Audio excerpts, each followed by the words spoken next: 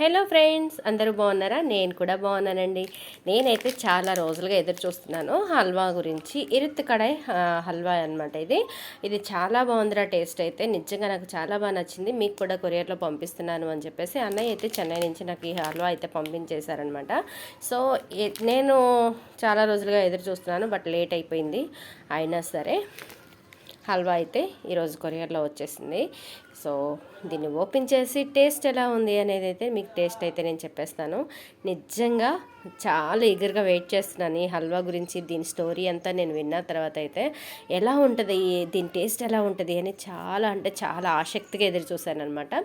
So నేను దీన్ని అయితే ఓపెన్ చేసేసి దీని టేస్ట్ ఎలా ఉంది ఏంటి అన్నది, తర్వాత దీనికి సంబంధించిన స్టోరీ నేను విన్నాను అని చెప్పాను కదా. సో నేను విన్న స్టోరీ ఏంటి అన్నది కూడా పూర్తి వివరాలతో నేను మీకు తెలియజేస్తాను. ఓకేనా friends, thank you for watching.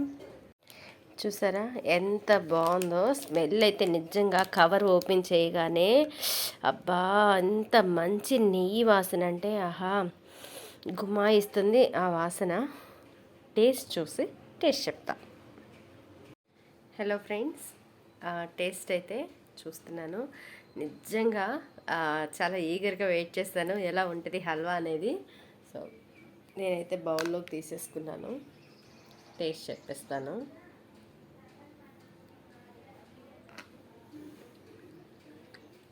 చాలా చాలా బాగుంది, నాకు బాగా నచ్చింది టేస్ట్. ఫ్లేవర్ అంతా కూడా ఒరిజినల్ గీ టేస్టే వస్తుంది. ఒక చోట తీసుకుంటే ఏంటో ఆయిల్ ఆయిల్గా అనిపిస్తుంది, కానీ ఆ గీ టేస్ట్ అనేదే రాదు. నిజంగా అయితే తినే కొద్దీ ఇంకా ఇంకా తినాలనిపిస్తుంది. నిజంగా ఒక్కసారి అలా నోట్లో వేసుకుంటే కరిగిపోయేంత టేస్టీగా ఉంది. నిజంగా చాలా బాగుంది. దీని పూర్తి వివరాలు నేను మీకు షేర్ చేస్తాను. ఓకేనా ఫ్రెండ్స్. ఒక స్వీట్తో ఒక శతాబ్దం, అదేనండి ఇరుట్టు కడాయి హల్వా, తిరున్వేలి స్వీట్ మ్యాజిక్. తిరున్వేలికి వస్తే ఇక్కడ ప్రసిద్ధి హల్వా గురించి వినని వారు ఉండరంటే అతిశయోక్తి కాదు. కానీ ఈ హల్వా వెనుక ఉన్న అసలు రహస్యం, దాని ప్రత్యేకత, దాన్ని నిలబెట్టిన అద్భుతమైన దుకాణం ఇరుట్టు కడాయి హల్వా షాప్ గురించి తెలుసుకోవడం మరింత ఆసక్తికరం. ఈ కథ కేవలం ఒక స్వీట్ షాప్ గురించి మాత్రమే కాదు. ఇది సాంప్రదాయాలను, వంట కళను మరియు తరతరాలుగా కొనసాగుతున్న అనుభవాన్ని చూపించే ఒక ప్రాముఖ్యత కలిగిన సంస్కృతి. చీకటిలో వెలిగించిన హల్వా చరిత్ర. ఈ షాప్ పేరు ఇరుట్టు కడాయి అంటే చీకటి దుకాణం. ఈ పేరుకు కారణం, గతంలో విద్యుత్ అందుబాటు లేకపోవడం వల్ల ఈ షాపు కేవలం వెలుగులేని పరిస్థితుల్లో మాత్రమే పనిచేసేది. అలా గాలి వదిలేసినట్లు కనిపించే ఈ చిన్న హల్వా దుకాణం దాని ప్రత్యేకమైన రుచితో తమిళనాడులోనే కాదు, దేశవ్యాప్తంగా ప్రఖ్యాతి సంపాదించింది. ఇది ఒక 100 సంవత్సరాలకు పైగా ఉన్న వ్యాపారం. 20వ శతాబ్దంలో ఉత్తరాది నుండి వచ్చిన ఒక మార్వాడి కుటుంబం ఈ హల్వా తయారీని మొదలుపెట్టింది. అప్పటి నుండి ఇవాళ వరకు మారినది కేవలం కాలమే, కానీ ఈ హల్వా రుచి మాత్రం చెరగని గుర్తుగా మిగిలిపోయింది. రుచికి మూల కారణం, వెనుక ఉన్న రహస్యాలేంటో తెలుసుకుందామా? ఇక్కడ తయారయ్యే తిరున్వేలి హల్వా మిగతా ప్రాంతాల్లో దొరికే హల్వా కన్నా ప్రత్యేకం. ఎందుకంటే ఇందులో తామిరపర్ణి నది నీటిని ఉపయోగిస్తారు. ఇది హల్వాకు ఒక ప్రత్యేకమైన తీపి రుచిని అందిస్తుంది.